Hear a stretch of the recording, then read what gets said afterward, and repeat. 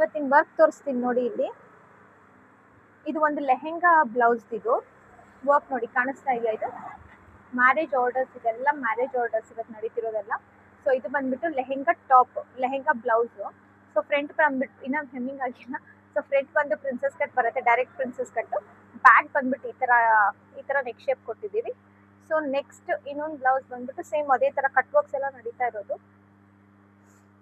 ನೋಡಿ. ಕಾಣಿಸ್ತಾ ಇದೆಯಾ? ಇದನ್ನ ಹೆಮ್ಮಿಂಗ್ ಆಗಿಲ್ಲ. ಸೊ ಇಲ್ಲಿ ಟೈಯಿಂಗ್ ಬರುತ್ತೆ. ಸೊ ಇಲ್ಲಿ